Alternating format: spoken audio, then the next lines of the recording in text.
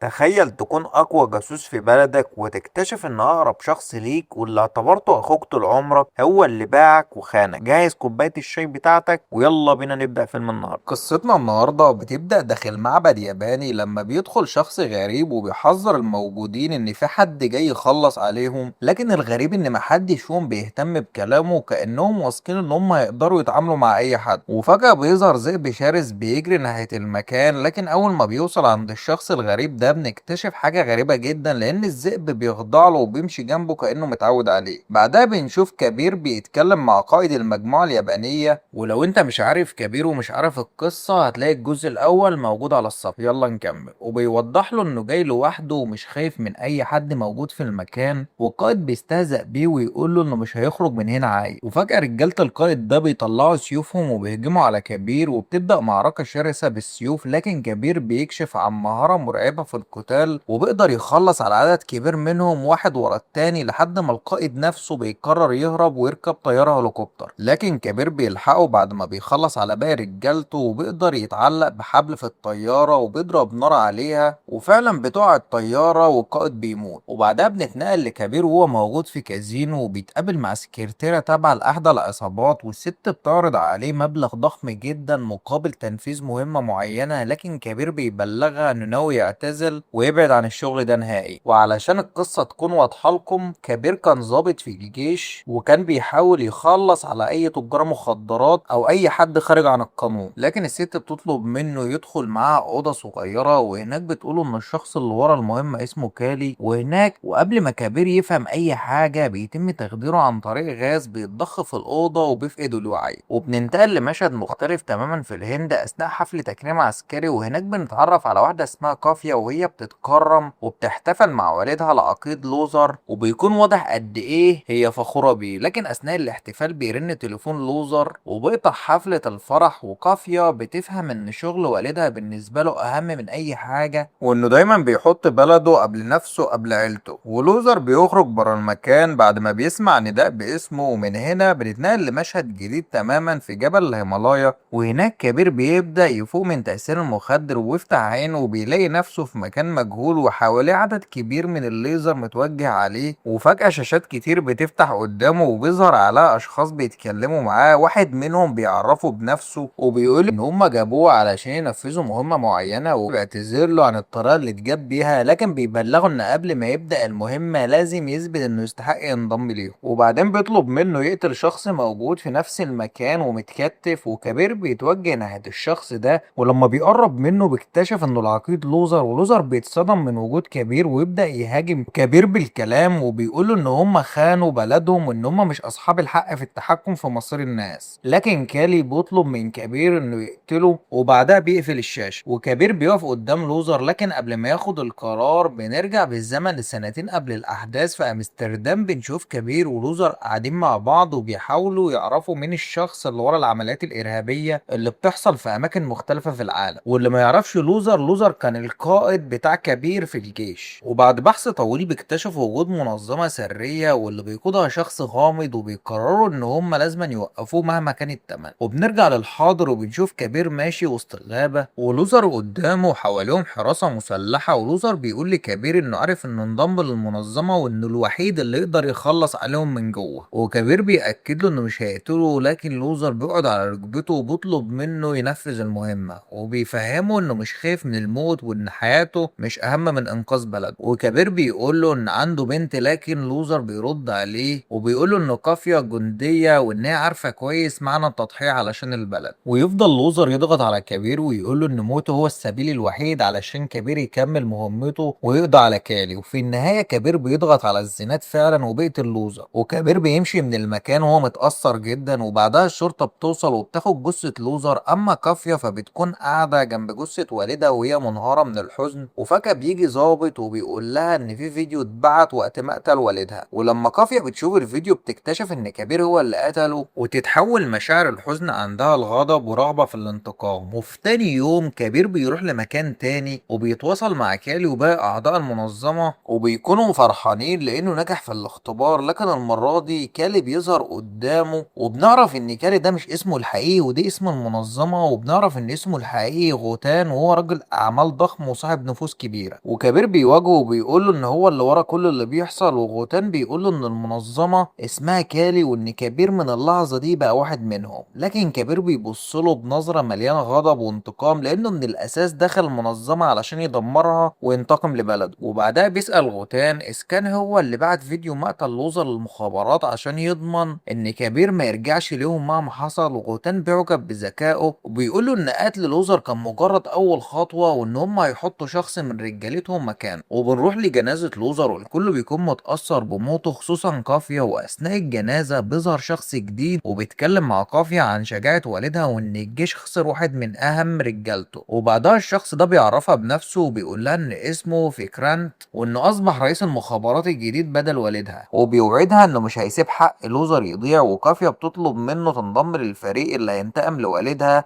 لكنه بيرفض وبيقول لها ان حزنها مفهوم، لكنه ما ينفعش حد من عائلة لوزر يدخل في العملية. وهنا صديق والدها بيتدخل وبيقول ان مواجهة كبير صعبة جدا وان في ضابط واحد بس يقدر ينفذ المهمة دي. وبننتقل لمشهد جديد وبنشوف ضابط واقف على سفينة، وبعدها بيكون في اجتماع عسكري وبيتكلموا عن مجموعة من الضباط اللي اتخطفوا على ايد قراصنة صوماليين. والكل بيأكد ان القراصنة دول خطيرين جدا ومحدش هيقدر يدخل عندهم بسهولة. لكن الضابط ده بيسأل العسكريين عن وزنه وبنعرف انه ناوي ينزل للمكان ده عن طريق طيارة بدون طيار. والعسكريين بيحاولوا يحذروه بيقولوا ان الطيارة مش هتستحمله وانه هينزل من غير اسلحة، لكنه كالعادة بيعمل اللي في دماغه وبيتعلق بالطيارة فعلا وبينزل للمكان اللي موجود فيه القراصنة وبيقدر يتسلل بينهم لحد ما بيعرف مكان الضباط المخطوفين. وبعد ما بيفكهم بيطلع لمواجهة القراصنة وبتبدأ معركة عنيفة جدا من غير اسلحة. والضابط بيستعرض مهاراته وبيقدر يخلص عليهم كلهم وينقذ الضباط المخطوفين. وبنرجع لمكتب المخابرات وهناك فكرانت وكافيا وضابط جديد بيحللوا مقتل لوزر. وفجأة بيدخل ضابط اسمه في كرام وبيقولوا ان هم لازما يعرفوا السبب الحقيقي اللي خلى كبير يقتل لوزر، خصوصا ان لوزر كان بالنسبه له زي ابوه، لكن مفيش اي تفسير منطقي. وهنا كافيا بتفتكر عمليه قديمه كان كبير مشترك فيها وكان معاه مساعده اسمها نينا واللي ماتت اثناء العمليه. ومن بعدها كبير فضل مسؤول عن بنت نينا اللي عايشه في اسبانيا. وبنروح لاسبانيا وبنشوف بنت ماشيه مع زمايلها وفجاه بيجي شخص بيبيع ورد وبيسلمها رساله بتطلب منها تدور على اللون الاحمر وتبص على الورد وبتلاقي اغلبه اصفر لكن وسطهم ورده واحده حمراء. وبتشتري الورد كله وبتسيب زمايلها وبتمشي. وبعد شويه بتطلع من الورده سماعه صغيره. وفي اللحظه دي بنشوف كبير خارج من شارع جانبي وبيتكلم معاه عن طريق السماعه دي وبنعرف ان اسمها روهي. وكبير بيديها مكان معين عشان يتقابلوا فيه، لكن من غير ما تاخد بالها في حد بيراقبها وبيصورها. وبنعرف ان الشخص ده عسكري تابع لفكرام وان فكرام وقافيه بيراقبوها من العربيه. وفكرام ده بيتابع العمليه من مكتبه وبيقول لهم انه لازم يقتلوا كبير لان دي اخر فرصة ممكن تكون عندهم. وفكران بيطلب من قافية انها ما تنساش اللي حصل لوالدها وانها لازم تقتله. في الوقت نفسه كبير بيكون مستني روي وفجأة بتوصل له رسالة من غوتان بيحذروا فيها ان المخابرات وصلت له وان هم ناويين يقتلوه. وكبير بيتأكد من كلامه لما بيلاحظ الاشخاص اللي بيراقبوا روحي فبيطلب منها تهرب بسرعة، لكن هو بيخرج قدام رجال المخابرات عشان يشتتهم عنها. وبيدخل كنيسة وبيقدر يتخلص من كل اللي بيطاردوه. وبعدها بيطلب من روي تسرق اي عربية وتروح تستناه قدام جرس الكنيسة. لكن اول ما كبير بيطلع فوق بتظهر قافية قدامه وبتسأله سؤال واحد، بتقول له انت قتلت ابويا؟ وكبير بيسكت وسكوته ده بيأكد لها الحقيقة. فبتبدأ بينهم معركة عنيفة وكل واحد فيهم بيظهر مهارة كبيرة في القتال. لكن كبير بيقدر يخرج خزنة الرصاص من سلاح قافية وبيهرب باستخدام حبل من فوق المكان. وتكون روي مستنياه تحت وبيركبوا العربية وبيطلعوا. لكن فجأة بيظهر في إكرام ويبدأ يطاردهم ويبدأ يحصل مطاردة خطيرة وسط المدينة والشرطة كمان بتبدأ تطاردهم. وكبير بيدي روحي جهاز وبيطلب منها ترميه بره العربية. وأول ما الجهاز بيلمس الأرض بيطلع منه حبل ضخم وبيفتح فجأة وبيتعلق بعربية في إكرام وبيقلبها. لكن الشرطة بتظهر وبتقدر في النهاية تقبض على كبير وقافية بتكون معاه. وفجأة في إكرام بيطلع من العربية بعد ما اتقلبت، لكن روحي بتحاول تحذر كبير وبتقول له ما تعملش اللي في دماغك. وكبير بيفاجئ كل الموجودين موجودين وبينطوا من فوق الجسر وبينزل على القطر ماشي، وبسبب السرعة بيحصل تصادم عنيف وجزء من العربية بيطير وروحي بتكون على وشك تقع، لكن كبير بيمسك فيها وبيحاول ينقذها، وفكران بيجري فوق القطر وبيطلع العربية وبيساعد كبير في إنقاذ روحي، لكنه بيخبط في عمود وبيقع، والقطر بيكون قرب يدخل النفق والعربية واقفة قدامه، كل اللي موجودين على القطر مهددين بالموت، لكن كبير بيلمح حل في اللحظة الأخيرة وبيبدأ يراقب العربيات والركاب وبيفهم إنه لازما يفصل عربيات القطر عن بعضها، وفكران بيفهم اللي كبير ناوي يعمله وبينزل بسرعة وبيفصل عربياته، وبالفعل القطر بيعدي من غير ما يحصل أي اصطدام. أما كبير وروحي فبينطوا من القطر في البحر، وبعدها بنشوفهم قدام بيت والدة خالد، وعشان تعرف خالد كويس ارجع للجزء الأول هتلاقيه موجود على القناة، وخالد ده كان زميل كبير في الجيش، وأم خالد بتفتح الباب ولما بتشوف كبير وروحي بتفتكر خالد وكل اللي حصل زمان، وبتقوله إنه خالد ضحى بكل حاجة علشان البلد، وإن كبير كمان بيعمل نفس الشيء، وكبير بيطلب منها تخلي روحي عندها لأنه شايف إن ده أكتر مكان آمن تقدر تقعد فيه لحد ما يقدر يفكر في طريقة يخلص بقى على منظمة كالي، والست دي بتطمنه وبتقول إنه يروح يكمل مهمته وهي هتحمي روحي، وبعدها كبير بيرجع لغوتان وبيشكره لأنه حذره من المخابرات، وغوتان بيفهمه إن المعلومات دي مش سهلة وإنه خاطر كتير عشان يوصل لها، وبعدين بيديله فلاشة وكبير بيفتحها وبيلاقي صورة لشخص اسمه فلانك، وده صديق للوزر اللي ظهر في الجنازة، وكبير بيسأله إذا كان فلانك ده واحد من عملاء كالي، لكن غوتان بيقول له إن الموضوع للأسف مختلف، وبيوضح له إن هم حاولوا يقنعوا فلانك ينضم ليهم لكنه شخص وطني جدا، وبعدين بيعرض عليه صورة أخوه وبيكون اسمه كلابيش، وبيوضح له إن كلابيش بعيد تماما عن السياسة لكنه قريب جدا من أخوه، وبنعرف إن فلانك وعيلته هيوصلوا الهند بعد 3 أيام على متن طيارة خاصة، وإن زوجة فلانك هتكون معاهم، وكبير بيسأله هنخطفهم، وغوتان بيضحك وبيقول له لأ هنقتله علشان نضغط عليه، وفي الوقت نفسه فكران بتوصل له رسالة من شخص بيطلب منه يقابله في أسبانيا، وبنروح لأسبانيا وهناك بنشوف فكران قاعد في مكان هادي، وفجأة بيظهر كبير وبنعرف إن الاتنين كانوا أصحاب جدا وإن كل واحد فيهم عارف تفاصيل حياة التاني، وكان كل واحد فيهم معاه مسدس ومخبيه تحت الترابيزة، لكن بالاتفاق بينهم الاتنين بيسيبوا الأسلحة، وفكران بيسأل كبير لو كان جاي يسلم نفسه ولا جاي عايز حاجة تانية، وكبير بيحكي له كل حاجة وبيقول له عن منظمة كالي وعن خطتهم لقتل عائلة فلانك، وبيقول له إنه شاكك في فكرانت، وفكران بيستغرب لكن كبير بيكون متأكد من كلامه، وبنروح للطيارة اللي فيها عائلة فلانك، لكن فجأة أجهزة غريبة بتبدأ تلزق في الطيارة، وبنشوف كبير في طيارة تانية هو اللي حط الأجهزة دي، ويبدأ يتواصل مع الطيارين وبيحذرهم إن هم لازم يقللوا السرعة وينزلوا تدريجيا وإلا الأجهزة ده هتنفجر، وفي نفس الوقت المضيفة بتخدر عائلة فلانك بالكامل، وبنشوف طيارة كبيرة فوقهم وبينزل منها أشخاص ملثمين، لكن المفاجأة إن فكران موجود جوه الطيارة وبيبدأ معركة عنيفة جدا ضده، وبيقدر يخلص على عدد كبير منهم، وواحد من الملثمين دول بيسحب فكران ناحية سطح الطيارة وبتبدأ مواجهة شرسة بينهم، وكبير بيسيب الطيارة بتاعته وبينزل علشان ينقذ فكران، وبيقدروا الاتنين مع بعض يخلصوا على باقي الملثمين، وبعدين بيدخلوا طيارة عائلة فلانك لكنهم بيتفاجئوا بالمضيفة واقفة بسلاح، وفكران في ثانية بيخلص عليها، وكبير بيفرح لأنه نجح في إنقاذ العيلة، لكن الفرحة ما بتكملش لأن كبير بيكتشف إن فكران نفسه عضو في منظمة كالي، وفكران بيرفع السلاح عليه وبيقول له إنه هيقتله لكن مش دلوقتي، وبعدين بيديله مظلة وبيزقه بره الطيارة، وكبير بيقع لكنه بيكون لسه عايش، وبنرجع بالزمن للماضي وبنشوف كبير وهو صغير ومجموعة من الأشخاص بيحاولوا يؤذوه، وفجأة طفل تاني بيساعده وبيهربوا مع بعض، وبنعرف إن الطفل ده هو فكران، والاتنين بيبقوا أصحاب مقربين جدا وبيحكوا لبعض عن حياتهم، وكبير بيحكي إن أمه ماتت وإن أبوه انتحر، أما فكران بيحكي إن عليه ديون لمؤسسة وان امه كانت بتشتغل خدامه هناك وابوه كان حرامي، ومن هنا الاتنين بيتفقوا ان هما هيبقوا زي الاخوات، وفكران بيقول لكبير انه لازم يتعلم يبقى قوي ويبدا يعلمه فعلا القتال واستخدام الاسلحه، وبالفعل الاتنين بيبداوا يشتغلوا في السرقه، لكن في مره كبير بيتقبض عليه وفكران بيرفض يسيبه يدخل السجن لوحده، بعدها بنشوف العقيد لوزر داخل على مجموعه من الشباب وبيقول لهم ان الجيش محتاج ناس جديده، وكبير وفكران بيدخلوا الاختبارات ازاي انا مش فاهم، وبيقدروا يعدوا كمان من الاختبارات الاختبارات بنجاح، لكن لوزر بيختار كبير وشخص تاني، وفكران بيعترض وبيسأله ليه اختار كبير وما اختاروش هو، ولوزر بيقوله انه هيختار ناس تانية دلوقتي لكن ممكن يرجع بعد 6 شهور ويختار. وفكران بيكون زعلان وبيقول لكبير ان هما لازم يهربوا، لكن كبير بيطلب منه يستحمل وبيقول له ان لوزر اكيد هيختاره بعد فترة. وفكران بيرفض ويفكر انه دخل السجن زمان علشان ما يسيبوش لوحده. وبعد نقاش طويل بينهم فكران بيمشي ويسيب كبير، وبنرجع للحاضر وغوتن بيتصل بفكران وبيسأله ليه ما خلصش على كبير وهو كان معاه في الطيارة. وفكران بيرد عليه وبيقوله ان كبير ضحك عليه وانه انضم لمنظمة كالي زي ما هو عمل زمان، وبعدين بيحذره وبيقوله ان كبير هيجي وراه وما ينفعش يستهين بيه لانه قادر يوصل له مهما كان مكانه. وفكران بيطلب من غوتن يبعت له مكانه علشان ينقذه قبل ما كبير يوصل له. وبالفعل كبير بيوصل للسفينة اللي موجود فيها غوتن ويبدأ يخلص على كل الموجودين، وبيوصل لأوضة غوتن وبيكتشف أعضاء كالي بيتواصلوا من خلال الشاشات وبيتكلموا عن العمليات الجاية. وكبير بيفتح الكاميرا وبيظهر قدامهم وهو مكتف غوتن وبيحذرهم ان هو هيعرف هما مين وهيقتلهم واحد واحد. وبياخد غوتن معاه وبيهدده انه لازما يروح لمكتب المخابرات ويعترف بكل حاجة عن منظمة كالي. لكن فجأة رصاصة بتصيب دراع كبير وبيظهر فكرام، وفكرام بينزل من طيارة هليكوبتر ويبدأ يتكلم مع كبير عن كل الحقد اللي جواه من سنين، وبيقول له انه كبير اخد منه كل حاجة حتى مكانه داخل منظمة كالي، وبيأكد له ان هو اللي هيحكم المنظمة. وغوتن بيبدأ يضحك على فكرام لكن فكرام بيقتله، وبعدها بيكمل كلامه مع كبير وبيفكره بالماضي وبيقوله ان مهما حصل هيفضل هو الطفل الجبان اللي فكرام انقذه زمان. وكبير بيقدر يهرب منه ويركب مركب، لكن فكرام بيبعت وراه طيارة هليكوبتر وبينزل هو كمان في مركب وتبدأ مواجهة عنيفة بينهم، والاتنين بيضربوا على بعض النار لحد ما كبير بيقدر يتخلص من فكرام والمراكب بتخبط في بعضه. وبنرجع لمكتب المخابرات وكافيا وفكرانت وفكرام موجودين وبيتكلموا عن مكان جثة خوتن، والحراس بيأكدوا ان كبير هو اللي قتله لكنهم لقوا مسدس تاني في المكان ومش عارفين صاحبه مين. وفكرانت وفكرام بيبصوا لبعض وبعدها فكرانت بيمشي، وكافيا بتكتشف ان كبير لسه محتفظ بالدبلة. وبنعرف ان كبير وكافيا كانوا بيحبوا بعض زمان وكانوا خلاص هيتجوزوا، لكن كبير بيرجع في كلامه لانه كان خايف ان شغله يعرض كافيا للخطر. وبعدها بنرجع للحاضر وكبير بيقابل كافيا، وكافيا بتكون رافضة تتكلم معاه بسبب انه قتل ابوها، لكن كبير بيشرح لها الحقيقة وبيفهمها ان لوزر ضحى بنفسه علشان البلد وان موته كان جزء من خطة كبير للقضاء على منظمة كال. وكافيا بتطلب منه يكمل المهمة اللي ابوها بدأها وبتقوله ان فكرام هو المسؤول عن حماية رئيس الوزراء وان رئيس الوزراء هو الهدف القادم. وفي الوقت نفسه بنشوف فكرام وهو داخل على اجتماع مع منظمة كالي وبيظهر ان كل اعضاء المنظمة موجودين. فكرام اصبح واحد منهم بشكل كامل، لكن هدفه الاساسي لسه هو انه يقتل كبير. بعدها كافيا بتكلم رئيس الوزراء وبتقوله ان كبير معاها ولازم يقابله علشان يفهم الحقيقة، ورئيس الوزراء بيرفض يقابله في مكان معروف وبيبعت له عنوان سري. ولما بيروحوا للمكان فجأة مجموعة من الاشخاص على موتوسيكلات بتظهر ويبدأوا يضربوا نار بشكل هستيري وعددهم كبير جدا والاسلحة اللي معاهم قوية. لكن فجأة رقم غريب بيرن على تليفون كبير ولما بيبص عليه وبيتفاجئ انه رقم لوزر، وفي اللحظة دي عربية بتظهر وبينزل منها على عقيد فكران ويبدأ يضرب على رجال كالي ويخلص عليهم. وبعدها بيقف قدام كبير وكافيا وبيقول لهم ان حرب الجواسيس دي اصعب حرب ممكن يخوضها. وكبير بيسأله وبيقول له لوزر اللي بلغك عن منظمة كالي، وفكرانت بيضحك وبيقول له لا انا اللي بلغته عن منظمة كالي. وكبير بيفتكر وقتها كلام لوزر في اجتماع امستردام لما كان لمح له ان عنده اشخاص قادرين يوصلوا لمعلومات سرية داخل المنظومة. وفكرانت بيوضح لكبير انه كان مكانه في الماضي وان لوزر كان بيثق فيه جدا وكان متأكد ان كبير عمره ما هيبيع نفسه لكالي. وهنا التلاتة بيتفقوا ان هدفهم واحد، القضاء على منظمة كالي وفكرام. لكن في الوقت نفسه بيكون في واحد من رجال كالي لسه عايش، والراجل ده بيجيله مكالمة من فكرام وبيسأله اذا كان هو اللي قتل كبير، والراجل بيقول له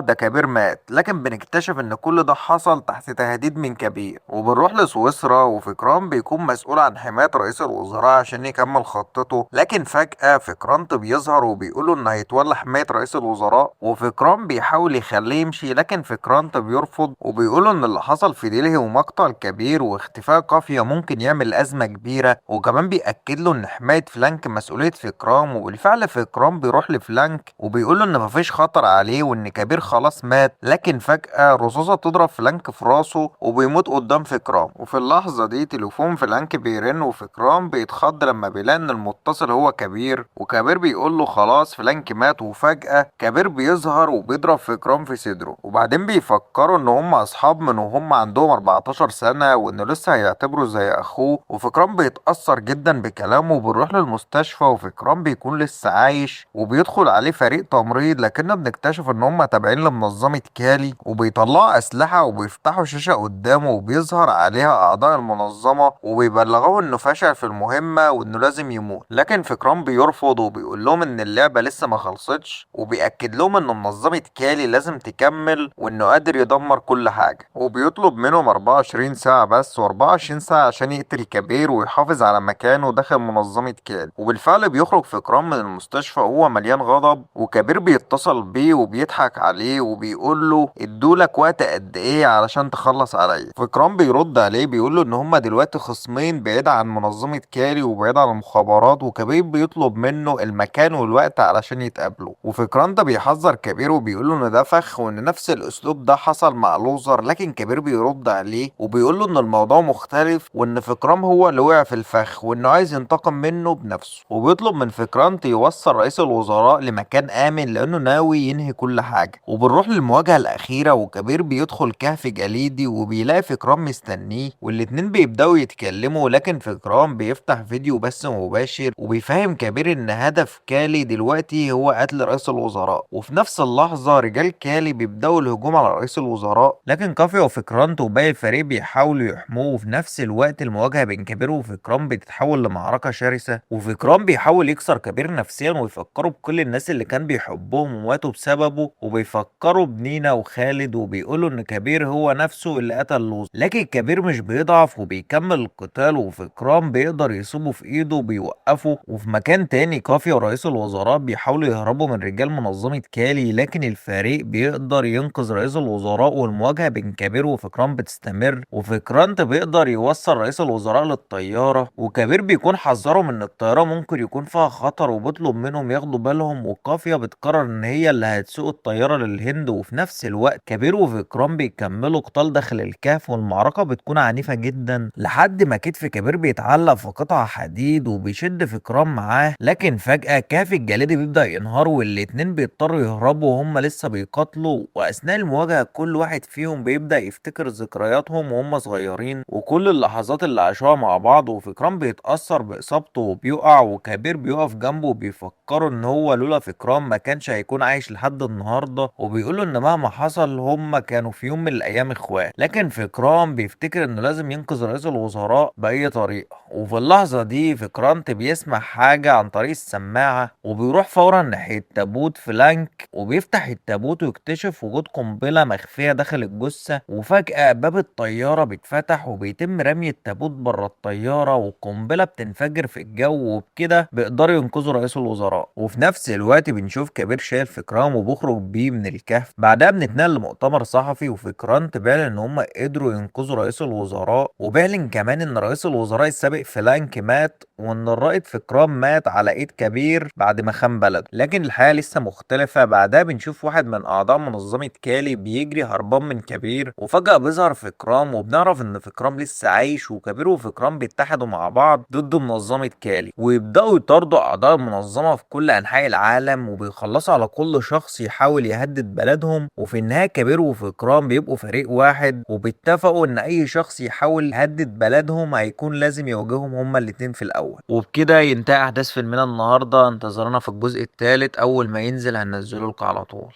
ما تنساش تعمل لايك في الفيديو وتشترك في القناة. سلام.